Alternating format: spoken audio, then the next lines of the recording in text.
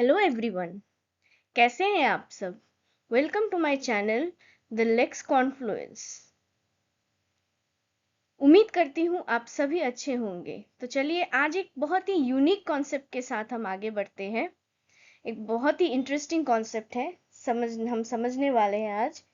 वो है प्रिजम्पशन, उसके मीनिंग एंड इट्स टाइप। इससे पहले कि मैं आपको मे प्रिज्यूम शैल प्रिज्यूम पढ़ाऊं, प्रिजम्पशन का मतलब क्या होता है वो हम समझेंगे आज। तो चलिए आगे बढ़ते हैं। ये एक्ट में नहीं दिया गया है, ये बस मैं आपको एक बेसिक सा नॉलेज दे रही हूँ। लेकिन प्रिजम्पशन समझने से पहले एक सिंपल सा क्वेश्चन मैं आपसे करना चाहती हूँ। क्या कोर्ट हर एक फैक्ट का प्रूफ मांगती है? अगर मैं कोर्ट में जाकर बोल दूं कि मेरी बात सच है, क्या कोर्ट सिर्फ मेरी बात मान लेगी? क्या लगता है आपको? बिल्कुल नहीं। लॉ का बेसिक रूल क्या कहता है? जो भी पार्टी कोर्ट से अपने फेवर में जजमेंट चाहती है उसे अपने फैक्ट्स प्रूव करने पड़ेंगे। In court case, if a party wants the court to believe a particular fact or judgment in its favor, that fact normally has to be proved. A court cannot rely on a fact unless it is proved according to the rules laid down under भारतीय साक्ष्य अधिनियम।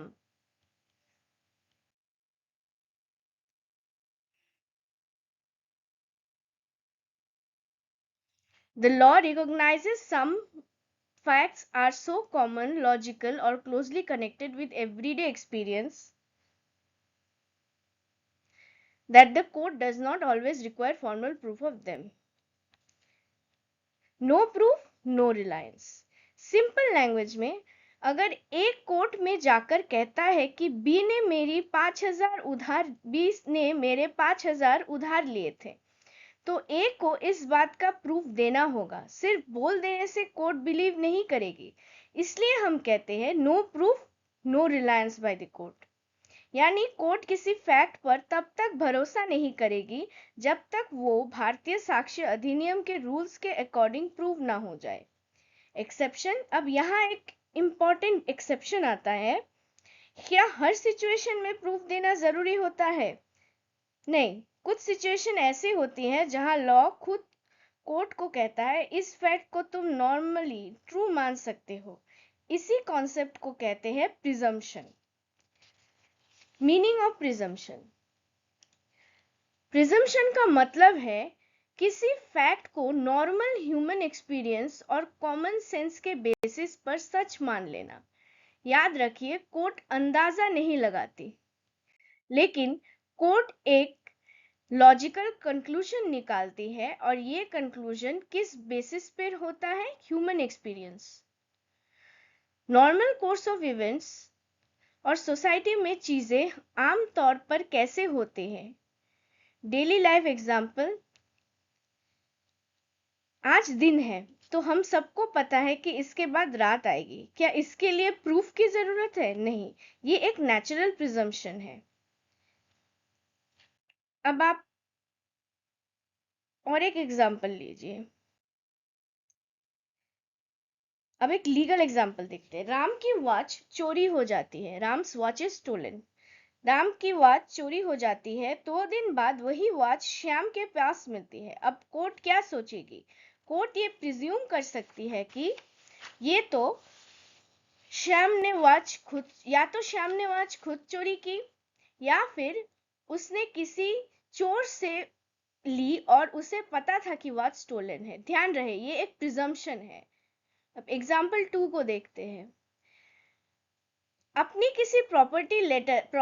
किसी को properly letter post किया।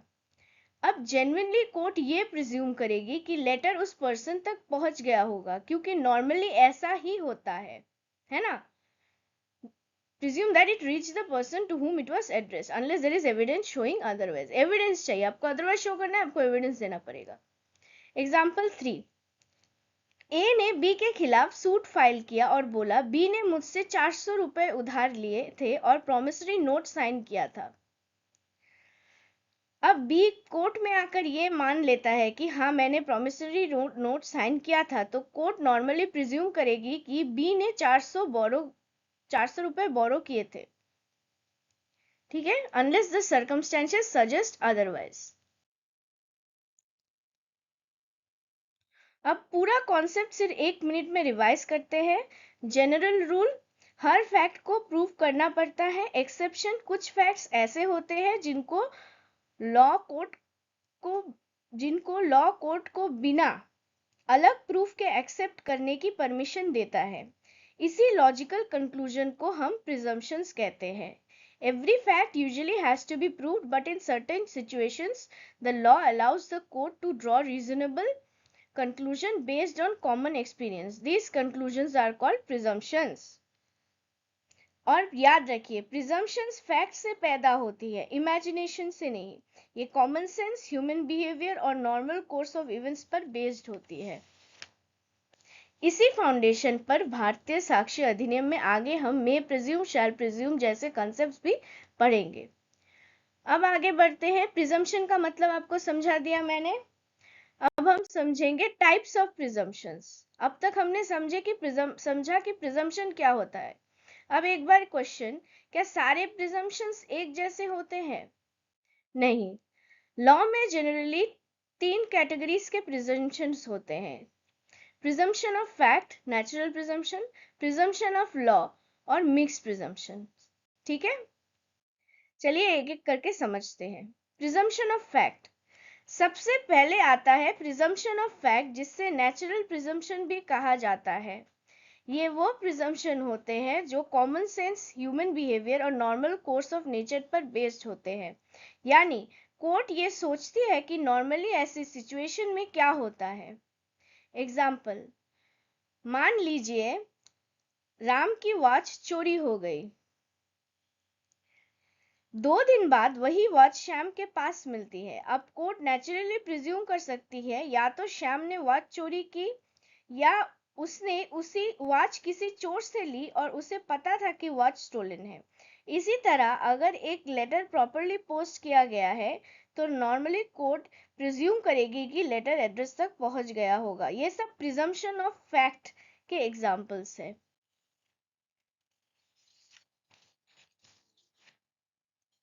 और एक important बात याद रखिए, ये प्रिजम्पशंस जनरली रिबटेबल होते हैं, मगर अगर ऑपोजिट पार्टी स्ट्रॉन्ग एविडेंस दे दे तो ये प्रिजम्पशन टूट सकती है।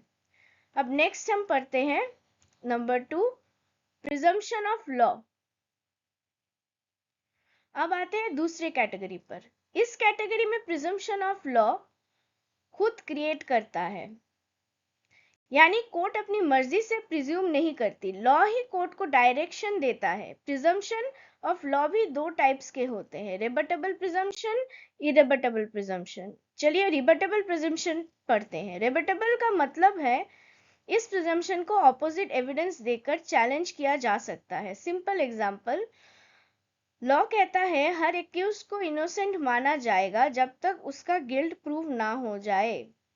Every accused person is presumed to be innocent until the prosecution proves guilt beyond reasonable doubt.